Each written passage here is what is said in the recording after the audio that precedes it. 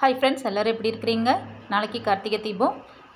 ரொம்ப மழை பெய்யறதுனால விளக்கு எரியிறது ரொம்பவே கஷ்டம். இந்த மாதிரி செஞ்சு பாருங்கள். புயல் காற்றே அடித்தாலும் நம்ம வைக்கிற தீபம் அணையாமல் சூப்பராக எரியும். அதுக்கு சூப்பரான டிப்ஸு வாங்க பார்க்கலாம். நம்ம விளக்கு வைக்கும்போது கோலம் போட்டு அதுக்கு மேலே தான் விளக்கு வைப்போம். கோலப்பொடியே இல்லாமல் கையில் படாமல் சூப்பராக ஒரு கோலம் எப்படி போடுறதுன்னு பார்க்கலாம். 1 ஸ்பூன் அளவுக்கு அரிசி மாவு எடுத்து அதில் கொஞ்சமாக தண்ணி ஊற்றி கலந்துக்கலாம். ரொம்ப கட்டியாகவும் இருக்கக்கூடாது, தண்ணியாகவும் இருக்கக்கூடாது. இந்த அளவுக்கு இருந்தால் போதும். இப்போ ஒரு வேஸ்ட் பாட்டில், அதாவது நம்ம வீட்டில் ஃபெவிகால் யூஸ் பண்ணிவிட்டு அந்த வேஸ்ட் பாட்டில் இருக்குல்ல, அதில் இந்த மாவை போட்டுக்கலாம். போட்டு நமக்கு தெரிஞ்ச கோலம், எல்லாத்துக்கும் இந்த ஸ்டார் கோலம் தான் தெரியும், அதவே நீங்கள் போட்டுக்கோங்க. இந்த மாதிரி போட்டு நடுவில் மஞ்சள் குங்குமம் தொட்டு வச்சா சூப்பரான ஒரு மாக்கோலம் ரெடி ஆகிடுச்சு.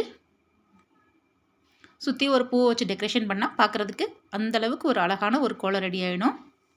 ஃப்ளாட்டில் இருக்கவங்களுக்கெல்லாம் கோலப்பொடி வச்சு கோலம் போடுறது ரொம்பவே கஷ்டம். இந்த மாதிரி போட்டுட்டோன்னா நம்ம விளக்கு ஏற்றினதுக்கப்புறம் இதை தொடச்சி கூட எடுத்துக்கலாம்.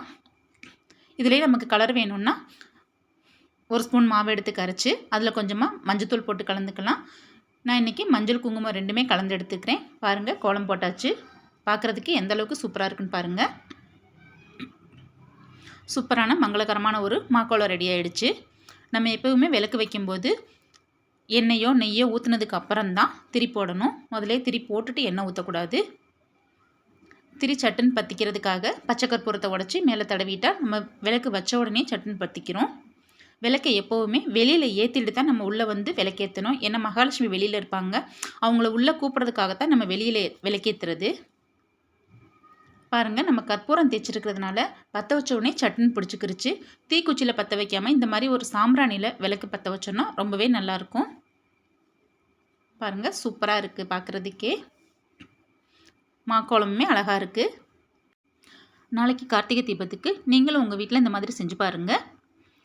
நம்ம பச்சை கற்பூரம் மேலே தடவி இருக்கிறதுனால எவ்வளோ தான் காற்றடிச்சாலுமே அந்த தீபம் வந்து அணையாமல் நின்று எரியும்.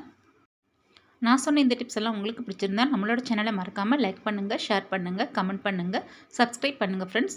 தேங்க்ஸ் ஃபார் வாட்சிங். எல்லாருக்கும் இனிய கார்த்திகை திருநாள் நல்வாழ்த்துக்கள் ஃப்ரெண்ட்ஸ்.